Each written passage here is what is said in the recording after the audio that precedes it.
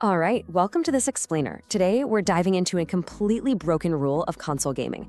We're gonna unpack exactly why your favorite hardware is suddenly getting way more expensive the older it gets. Because frankly, something massive is shifting right under our feet in the gaming industry, and we need to talk about it. You know, for almost 30 years, consoles followed this really simple law of physics. Older basically meant cheaper. It was a given. The PlayStation 2 launched at $299 and then steadily dropped down to $129. The Xbox 360 followed that exact same curve.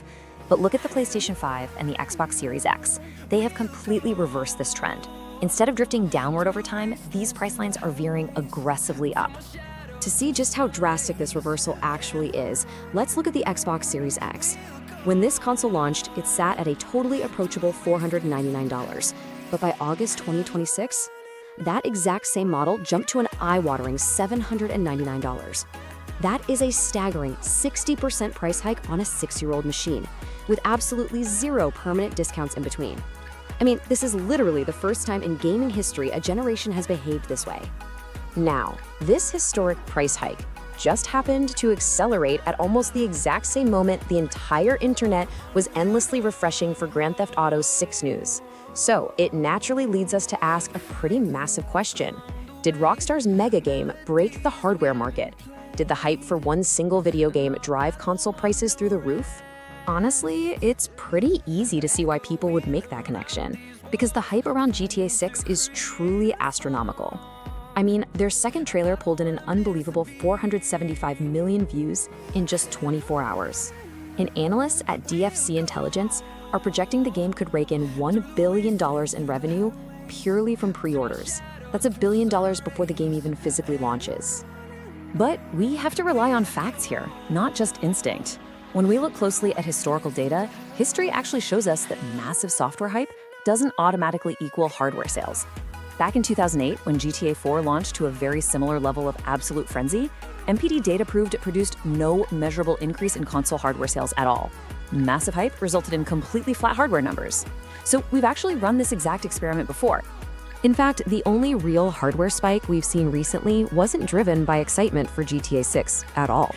In April 2026, PS5 sales nearly doubled year over year in a single week. But that was actually driven by fear. Buyers were just rushing to stores to beat impending confirmed price hikes, which were spurred on by all those swirling rumors of an upcoming $800 PlayStation 6. Okay, so that brings us to section 1, the true culprits.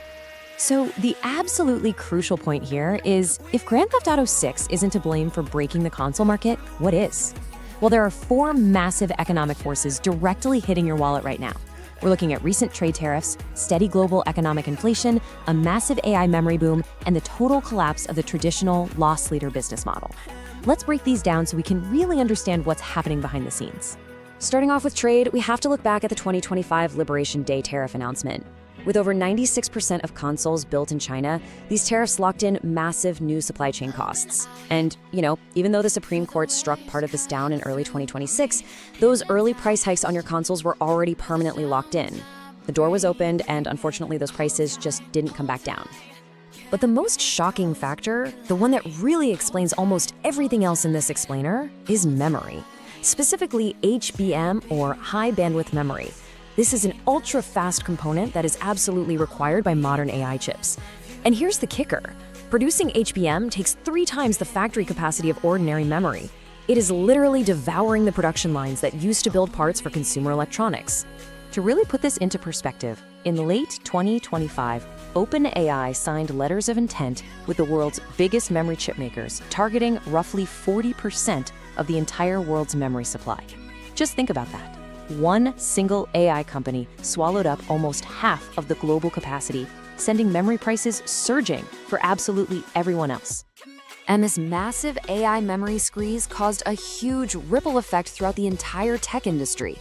Because factories were busy chasing that highly profitable AI money, gaming GPU production was abruptly cut by 30 to 40% in early 2026.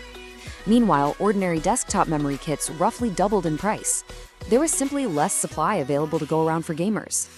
And look, you don't just have to take my word for it. Microsoft actually came out and bluntly confirmed this in writing. They stated console storage and memory prices have increased by more than 2.5x.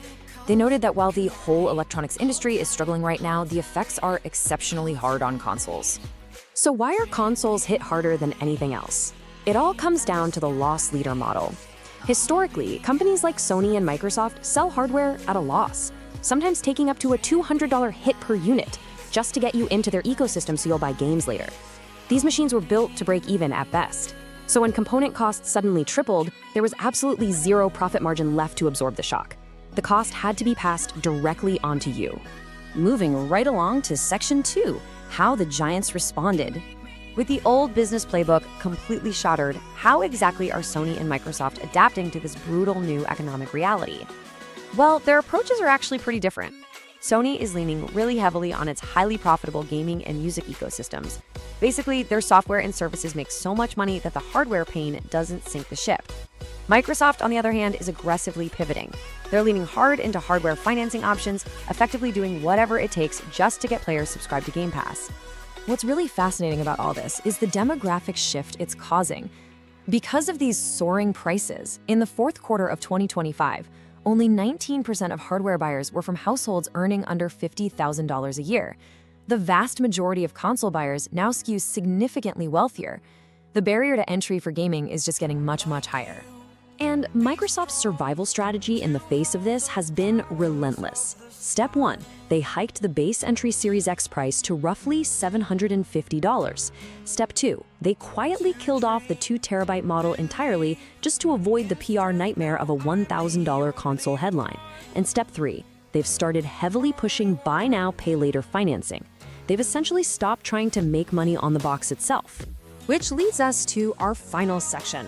Will prices ever drop? Bringing this all together, the big question you are probably asking yourself right now is, will this pricing crisis end anytime soon? Can we expect a return to the good old days of hardware price drops? Well, the harsh truth is, relief really isn't coming soon. In mid-2026, a massive $950 billion round of AI chip deals was signed. Xbox has explicitly stated they expect memory costs to double yet again by late 2027.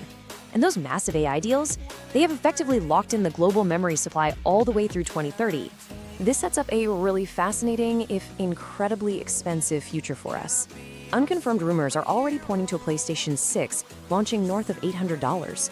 Meanwhile, Take-Two has confirmed that Grand Theft Auto 6 will confidently launch on November 19, 2026, regardless of what this hardware costs. The software train is leaving the station, guys, even if the hardware ticket is getting unbelievably pricey. So, we'll end this explainer with a provocative thought. 30 years of console pricing history was flipped upside down right as the biggest game of the decade approached. But if the most anticipated game in history didn't break the market, well, you now know the true culprit isn't Rockstar, Sony, or Microsoft. The real architect of this pricing crisis resides in a semiconductor factory thousands of miles away. It really makes you wonder, as the AI boom continues to grow, what other everyday technologies are going to quietly skyrocket in price next?